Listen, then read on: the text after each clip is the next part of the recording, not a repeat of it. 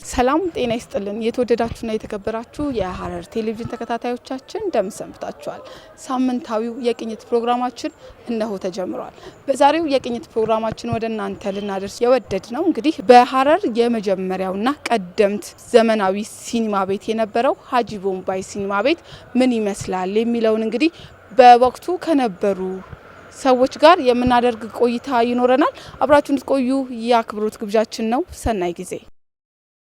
የታሪክ ድርሳናት እንደሚመሰክሩት ከሆነ የመጀመሪያውን የህዝብ ሲኒማ ቤት በ1890 ዓመተ ምህረት በአንድ ከአልጄሪያ የመጣ ፈረንሳያዊ አማካኝነት ተከፈተ። በወቅቱም የሀገሬው ህዝብ ለሲኒማው ባይተዋር ነበርና በአቡጀዲ ጨርቅ ላይ በሚመለከተው ትዕይንት ግራ በመጋባት እነኚህ ፈረንጆች በአንድ ምትሃት በአቡጀዲ ላይ ሰይጣንን እያንቀሳቀሱ ነው በማለት ይፈራና ከአካባቢው ይራቅ ነበር። በዚህም ምክንያት ሲኒማ ቤቱ ሰይጣን ቤት የሚል ስያሜ የተሰጠው ሲሆን በወቅቱ ከፍተኛ ተሰሚነት የነበራቸው ቀሳውስትም የዚያን ጊዜ ሰይጣን ቤት የአሁኑ ፒያሳ ቸርችል ጎዳና አካባቢ የሚገኘው ሜጋ አምፊ ቲያትር እየተባለ ወደሚጠራው ሰይጣን ቤት እንዳይኬድ ያወግዙ ነበር። የሲኒማ ቴክኖሎጂ ለህዝብ ለመጀመሪያ ጊዜ ሲተዋወቅ የሰይጣን ስራ ነው እየተባለ ከቆየ ከሁለት አስርት ዓመታት በኋላ ሰይጣን ቤት ተዘግቶ ሙሴ ቴራስ በተባለ ሰው በ1917 ዓ.ም በኢትዮጵያ የመጀመሪያው ሲኒማ ቤት ቴራስ ሲኒማ እስኪከፈት ድረስ የሲኒማው ቴክኖሎጂ ተቀባይነትን አጥቶ ብዙ ዓመታትን አሳልፏል። ይሁንና የቴራስ ሲኒማ ቤት መከፈት በአገሪቱ የሲኒማ ታሪክ ላይ አዲስ ክስተትን ፈጠረ። በርካታ ሲኒማ ቤቶች በተለያዩ ጊዜያት ተከፍተው ለፊልም አፍቃሪያኑ የመዝናኛ አማራጭ ሆነዋል። ታዲያ በከተማችን ሐረር ስለ ልጅ ቦምባይ ሲኒማ የተመዘገበ ታሪክ ውስን ቢሆንም ከሽማግሌዎቹ ትዝታና ከኢትዮጵያ የሲኒማ ታሪክ ላይ የተጻፉ ጥናቶች በ1950ዎቹ እስከ 1980ዎቹ ድረስ በሐረር በጣም የታወቀ የመዝናኛ ማዕከል እንደነበር ይነገራል። ቤተሰቦች፣ ተማሪዎችና ወጣቶች በሳምንቱ የእረፍት ጊዜያቸውን በዚያን ፊልም በማየት ያሳልፉ ነበር። በዘመኑ የህንድ ፊልም ቢልቦርድ በጣም ነግሶ በሰዎች ዘንድ ተወዳጅነትን አትርፎ ነበር። እንደ ማዘር ኢንዲያን አሁንም ድረስ በወቅቱ ከነበሩ አይረሴ ትውስታዎች መካከል እንደሆነ ያወራሉ። በተጨማሪም የምዕራባውያኑ አክሽን ፊልም በተለይም እንደ ጆን ዋይን በዘመኑ ላሉ ወጣቶች ተመራጮች ነበሩ። በመሃል ጣል እየተደረጉ የወጣቱን የልብ ትርታ ይደመጥ ነበር። ስለ ሀጂ ቦምባይ ሲኒማ ቤት ከፊልም ማሳያ ውጪ የከተማው ነዋሪዎች የሚገናኙበት ስለ ፊልሞችና ሌሎች ጉዳዮችንም የሚወያዩበት ጭምር ነበር።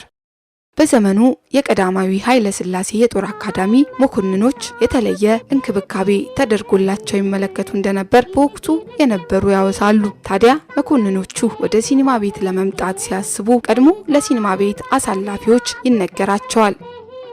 ይህም የሚሆነው ቅድመ ዝግጅት እንዲያደርጉና ማንም የሲቪሉ ማህበረሰብ ነርሱ በሚመጡበት ቀን እንደማይስተናገድ ቀጠሮ ለማስያዝ ነው። ጽዳት ቢሉ ጥበቃ፣ ያንን ቀን ሁሉም ነገር መኮንኖችን ታስቦ ይደረጋል። በወቅቱ የነበረችውም ዘመናዊቷ ማርቼዲስ ከስሟ እስከ መልኳ የሰዎችን ቀልብ በመያዝ የቅንጦች መድመቂያ በሐረር ጀጎል አንደኛ መንገድና በሀጂ ቦምባይ ሲኒማ ግቢ ውስጥ ፍልስስ እያለች መኮንኖቹ ፊልም አይተው እስኪጨርሱ የማድረስና የመመለስ ተግባሯን ታከናውናለች።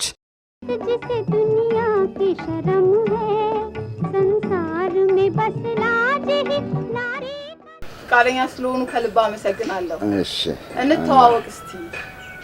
እኔም ሀጂ ቡሌ እባላለሁ። እንግዲህ ዛሬ ስለ ሀጂ ቦምባይ ሲኒማ ቤት ትዝታዎች እንግዲህ ልናወሳ ነው። በወቅቱ እርስዎ ትልቅ ድርሻ ነበሩት፣ ትልቅ ኃላፊነት ነበረውና ምን ይመስላል? ኃላፊነቱ ምን ላይ ነበረ? ከሱን ጀምሮ መጀመሪያ ሲኒማ ቤት ሲቋቋም አራት ሰዎች ነበር። አሮጌ ሞተር ነበር። ሰው ሲኒማ ቤት ብታረጉልን ብሎ ሰው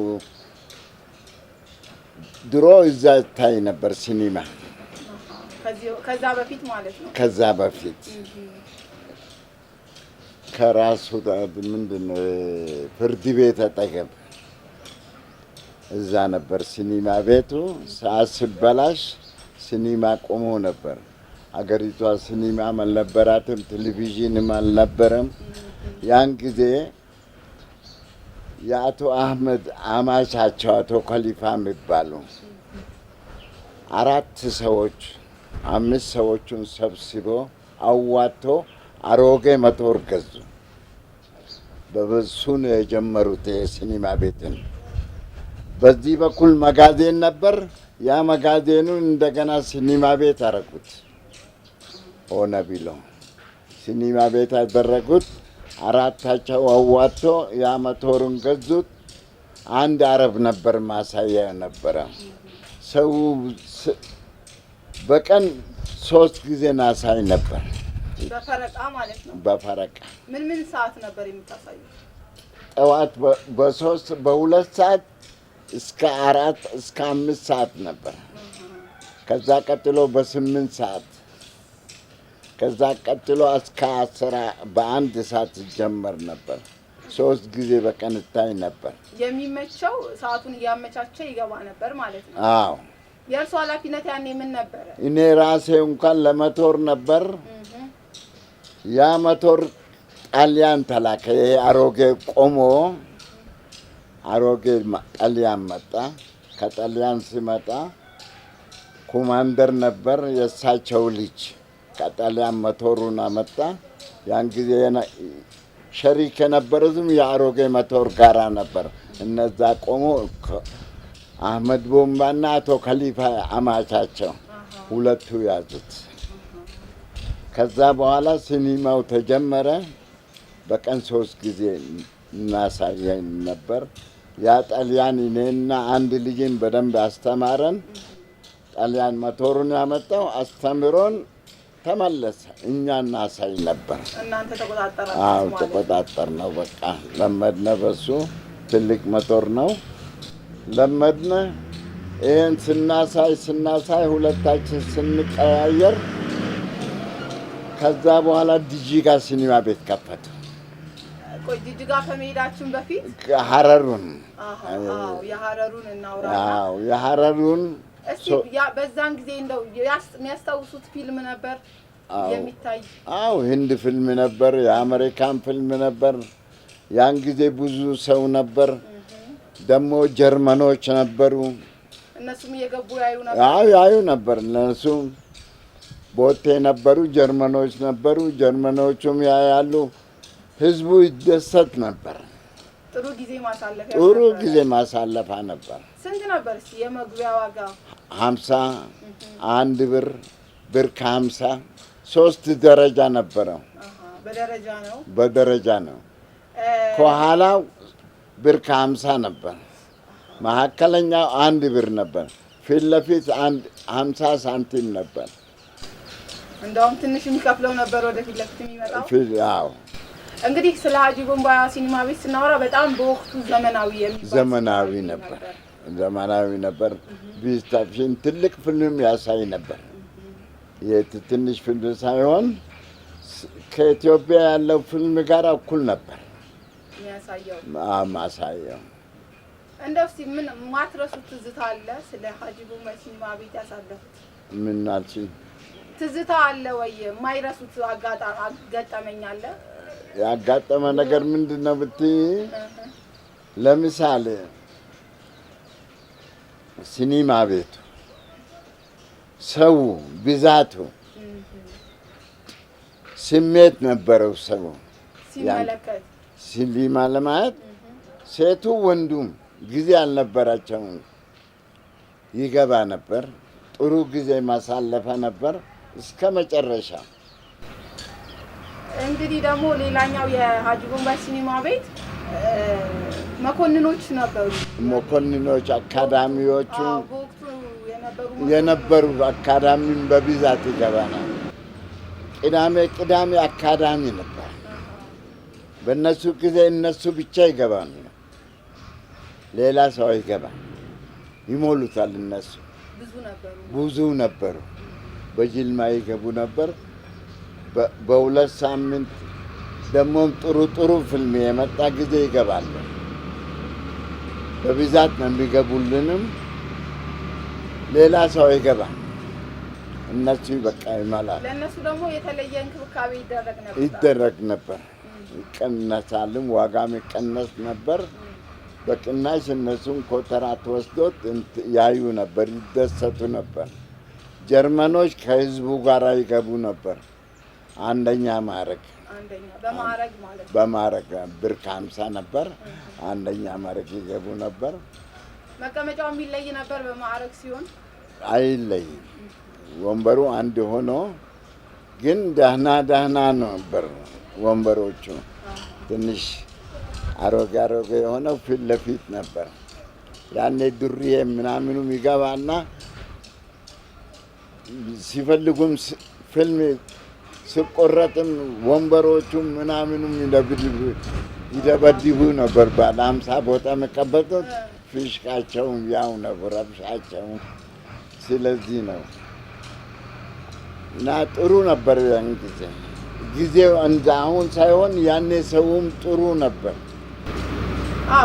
በየቤቱም እንደዚህ እንዳሁኑ አልነበረም። በብዛት ደግሞ ደስ የሚላቸው ህንድ ፊልም ይፈልጉ ነበር። በጣም የህንድ ፊልም እንደሚታይበት በብዛት። እስቲ የሚያስታውሱት የህንድ ፊልም አለ ያኔ ተወዳጅ ነበር? ማዘር ኢንዲያ። ሌላስ የአሜሪካን ፊልሞች እንደዚህ የሚያስታውሱት? እነ ጆን ዋይ እና አሁንና ብዙ ነው። አሁን ወደ 50 ዓመት ነው። በጣም ትዝ አለኝ።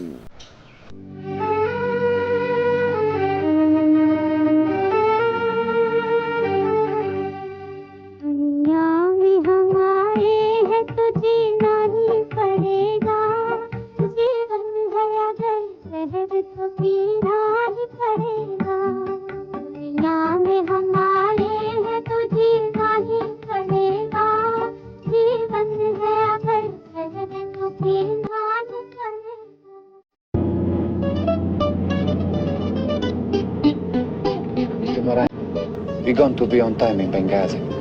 I don't see why not, Gabriel. I'll ask Captain Towns to make a special point of it. 1350, radio out of service. Voltage regulators inoperative. Holding course for Benghazi. Thanks, Mike. I'll let you have them back. How's it going up there? Lousy. Never yet taken off in one of Arabco's old tubs without something being wrong. This time we've got faulty regulators and a duff radio. እስቲ እንተዋወቅ በቅድሚያ። የሻናው በቀለ እባላለሁ። ዛሬ እንግዲህ በሀጂ ቦምባይ ሲኒማ ቤት የነበረውን ትዝታ ልናወሳ ወደናል። ምን ነበር የእርሶ ድርሻ በሀጂ ቦምባይ ሲኒማ ቤት? እኔ እዛ ከበላይ ያለ የአንደኛ ማዕረግ፣ የሁለተኛ ማዕረግ፣ ሶስተኛ ማዕረግ ቲኬት ተቋጣሪ ነኝ። ላይ ገና ቲኬት ቆርጠሽ ሲመጡ እዛ አካባቢ እኔ አይቼ ነው ማሳልፈው። ከዛ ደግሞ 3 ልጆች አሉ። አንደኛ ማዕረግ፣ ሁለተኛ ማዕረግ፣ ሶስተኛ ማዕረግ የሚቆጣጠሩ እዛው ቲኬት ይቀበላሉ። ለእኔ ያስረክቡኛል ቲኬቱን ማለት ነው። ቆጥሮ ወንበሩ ልክ አለው። ከወንበሩም ሌላም ሲሞላ መሬት ላይም ነው የምንዘፈዝፋቸው፣ ይቀመጣሉ።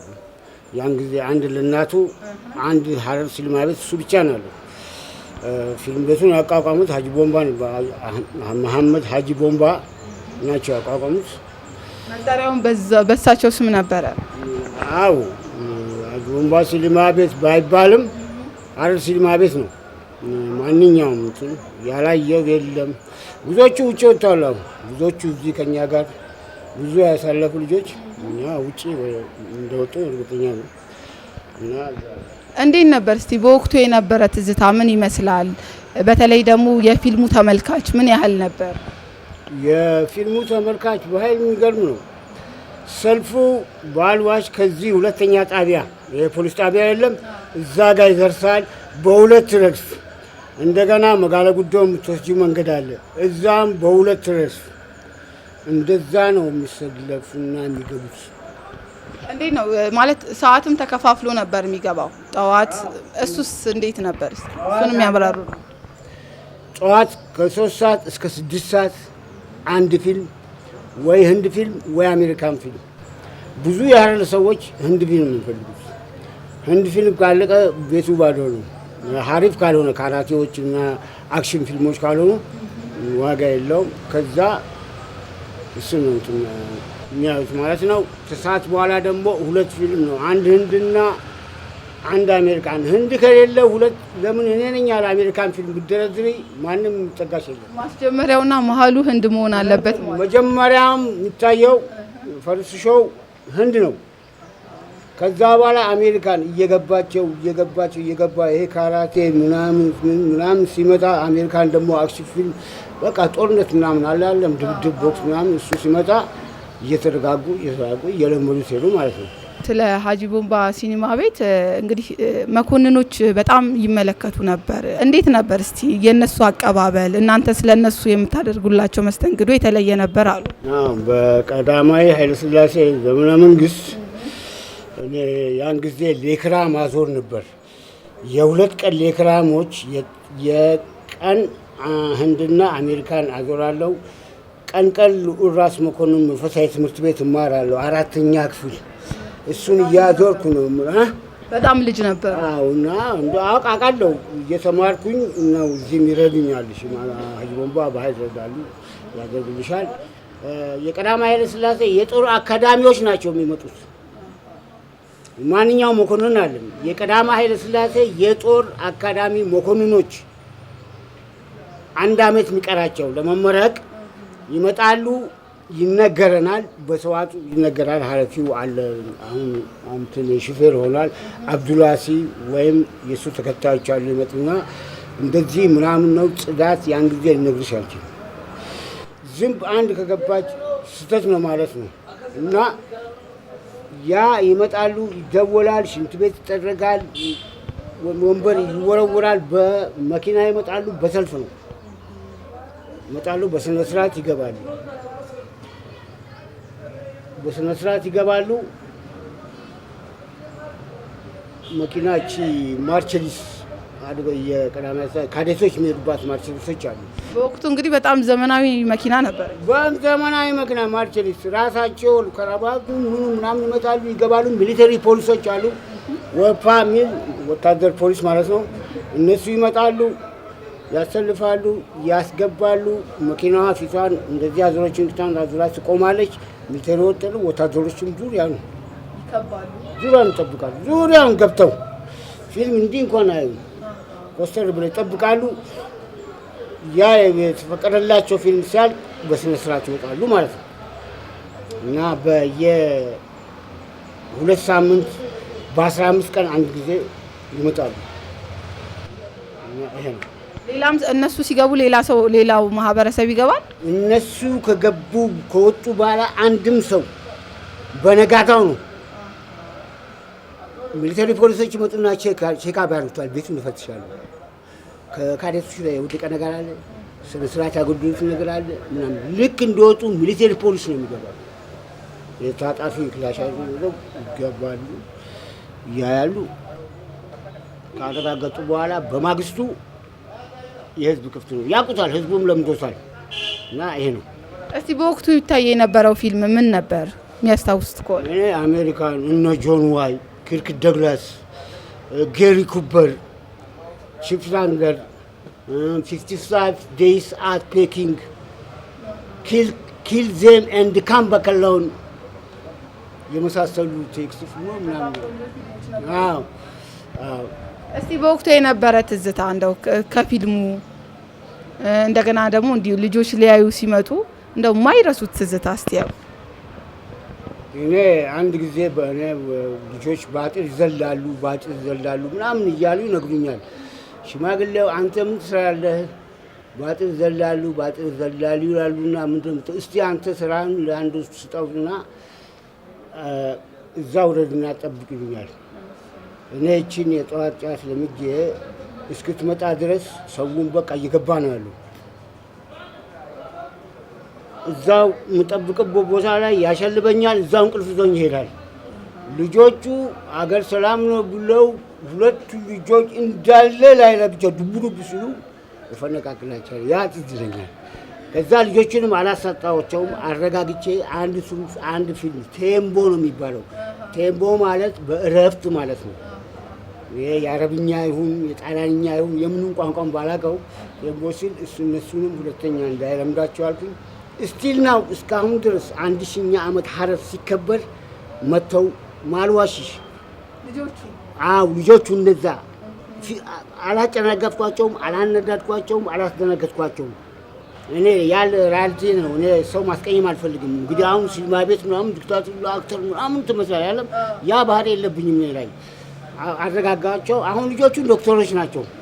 መጥተው ሲመጡ አንዳንድ $100 $200 እየሰጡኝ ይሄዳሉ። 1000ኛ ዓመት ሲከበር ያኔ በሰሩት መልካም ስራ ነው እንግዲህ በሰሩት መልካም ስራ ነው ማለት ነው። ያን አውቃለሁ። ሌላስ እንደው እንዲህ ልጆች ከወላጆቻቸው እንግዲህ በወቅቱ የነበሩ ሰዎች ሲያወሱን ከወላጆቻችን ገንዘብ እየተቀበልን ምናምን እየሰረቅን ሁሉ እንሄድ ነበር አሉ። ያን ጊዜ እኮ እንዴት መሰለሽ ያኔ ገና ስንጀምር አንደኛ ማዕረግ 1 ብር ነው። ደግሞ በዛን ጊዜ ትልቅ ነው፣ 50 ነው። ሁለተኛ ማዕረግ 1 ብር ነው። ሶስተኛ ማዕረግ 50 ሳንቲም ነው። ያቺ 50 ሳንቲም $1 ነው። እዛው ሙሉልኝ ከምትሉ ቤት ከምታስቸግሩ እዚህ ውጭ ቁሙና እኔ እስከሻጭ ነኝ ሙሉልኝ ሲሉ 10 ሳንቲም 20 ሳንቲም ምናምን እንዲያውም ያንን ለምደው ደብተራቸውን ተሸክሞ ማባረርበት ጊዜ አለ። 50 ሳንቲም ይዘልና ወደ 10 ብር ወደ 15 ብር ሄዳል። እነዛ ልጆች አሁን ይሄንን ነው ያዩት። ከትምህርታቸው ይዘናጋሉ። ወጣትነታቸውንም በዚህ ባቡዬ ግርግር ያሳልፉታል ማለት ነው። ያ እንዳይሆን ይገባል ይወጣል። እንደገና ደግሞ ሲገቡ ወንበር ይሸጣሉ። እዛ ቶሎ ይዙና 2-3 ወንበር ይዛሉ። 5 ሳንቲም ሳይከፍሉ ነፃ አይቶ ሄዱ ማለት ነው። 25 ሳንቲም ይሸጡታል። እንደገና ሌላ ትርፍ ወጡ ማለት ነው። እንደዛ አይነት አለ። ሰላም ነው፣ የተረጋጋ ነው። እርስ በርስ ይደጋገፋል ሰው ምን የለም። በደርግ ጊዜም እንደዚሁ ነው። ምንም የቀነሰበት የለም። አንዳንድ ፊልም ሲመጣ ትንሽ በጦርነት በምናምን ይዘገይ እንጂ ፊልም ይመጣል። የሚመጣው በአቡጀዲስ በጆንያ ተጠቅልሎ ሚስተር ባኖ የሚሉት አለ ከህንድ እሱን የሚያስመጣው አሜሪካንንም ራሱ ነው የሚያስመጣው። አዲስ አበባ ነው ይደውላል። ድሬዳዋ ኤርፖርት ያስቀምጥልናል። እኛ ተሸክመን መምጣት 40-50 ፊልም ትልቅ ነው እኮ እንደዚህ የሸዋ ምጣድ ያክላል። በሱ ነው መጠንጠኛ ያለው ይገባል። ትልቅ ጄኔሬተር ነው። እቃው በወቅቱ በጣም ትልቅና በጣም ደግሞ ዘመናዊ ነበር ይባላል። አለ ሲኒማ ቤት እኛ ስንወጣ ደርግም አንድ ላይ ነው ከነቤቱ ከነኩርሴ የተወረስ ነው። ኢህአዴግም ሲመጣ እንደዚሁ ነው ያደርጋል። እሱ ኢህአዴግ ሲመጣ አስራ ነው እንትን ብለን ነው የወጣ ነው። አንድ ጊዜ የጣሊያን የፊልም ፌስቲቫል መጥቶ ጎበኙት። ወደ 17 ሚሊዮን ብር ነው የሰጡት እንዲሰራ እንደ አዲስ። ለምን ለመውሰድ ፕሮጀክቱን ኢታሊ ነው። ኢታሊ ያለው ይሄና ጅጅጋ ነው። ጅጅጋ ደግሞ የሀጅ ቦምባ ልጁን ያገባ አማች ከሊፋ የሚባል ነው። አሁን በህይወት የሉም ሞተዋል። እሳቸው አሉ። እነሱ ነው አይደለም ምናምን ካፒቴን መሐመድ ኮማንደር አለ የባህር ኃይል አዛዥና የኢትዮጵያ የአየር መንገድ ዋና ኃላፊ ኮማንደር መሐመድ ነው ምናምን ይሉታል። እሱ አይጠጋም፣ እንደዚህ አይነት ልክስክስ ውስጥ አይፈልግም። የአፍሪካ ኤርፖርት ዋና ማናጀር ነው። አሁንም ኬንያ ነው እንትኑ ዲፓርትመንቱ ማለት ነው። በዛ መጣ እንትን ሲል ጠቅልሉትና አስቀምጡት የፈለጉ ጊዜ አይበላሽም ነገር ነው። አሁን ግን ሳይበላሽ አይቀርም። ጥሎት ሄደ። እሱም ያው አሜሪካኑ ነው ያለው፣ እዛ ነው ያለው። ፊልም ቤቱ የከፈተበት ዓመተ ምህረት ብለሽ ብጠይቂኝ ነበር ከመጀመሪያው በ1945 ነው።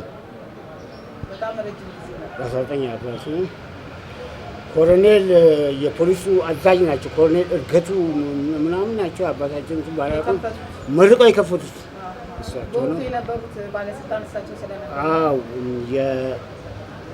እንደራሴውን እንደራሴ ወርቅነህ ገበየሁና እነዚህ ማህረነ ምንዳ ሳይመጡ በፊት እሳቸው ነበሩ። ሁለቱ አሁን ደጃዝማች ናቸው። እነሱ ወርቅነህ ገበየሁ ዋና ዜማ፣ ምክትል ደግሞ ማህርና የማህርና ምንዳ ልጆች ይመጡና ቦታ እንይዝላቸዋለን። ሶስት ነበር ለነሱ ይቀመጣል። እላይ ልክ ፊልሙ የሚሸልክበት አካባቢ ይመጡና ይቀመጣሉ። መኪና ትመጣለች፣ የፖሊስ መኪና ታርጓ ሲቪል ሲመጣ በዛኛው በጓሮ በር እናወጣለን። እኔ የማስረክቡ እንዲህ እየተንቀጠቀጡ መሄዳቸው ማቀው ዱክበሩን ሲያልፉ ነው። ይሄች ዱክበር የለችም። አሚር አብዱላህ ሀረር መስፍን በር የሚለው እሱ እዛ አካባቢ እዛ እስኪደርሱ ድረስ በኃይል እንደው እስቲ ሌላም የፍቅር ግንኙነት የነበረው ነበር ወይ እዛ ውስጥ እንግዲህ በሲኒማ ውስጥ? አዎ እኛ ልክ እንደ ሌላ ታምር ከማርስ የወረደ ነው የሚያምኑ ሴቶች አሉ፣ በብዛት ሴቶች አሉ። የንቁም አይደለም። እኔ አንደኛዋንም ያገባኋት እዛው እሷ ኮምቦልቻ ነኝ። ስትመጣ ስትመጣ በቃ እኔም ኮስታራ ነኝ። ምን ጊዜም ሲሳይፈጣም ጫት ነግዳለኝ። ኮምቦልቻ መኪናም እዛ ነው። ድሬዳዋ ምናምን መናኸሪያውም እዚህ ነበር። እዛም ቆሞ ስትመጣ ምናምን ቀልቤ ወደዳት። ከዛ በኋላ ታወቅን። ጫትም እዛ ሲኒማ ቤት ነው ማሳድርላት። 3 ልጆች ወለደች፣ 4 ልጆች። አዎ ከሀረሪ ማለት ነው።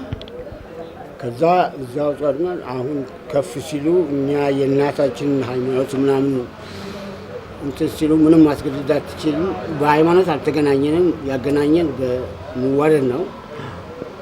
በዛ 4ቱም አንዷ ዱባይ ነች፣ አንዷ ደግሞ አውስትራሊያ ነች ያለችው።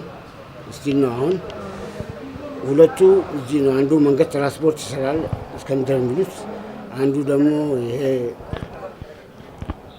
ሁለተኛው ልጅ እሱም እዚህ አስተዳደር ነው የሚሰራው።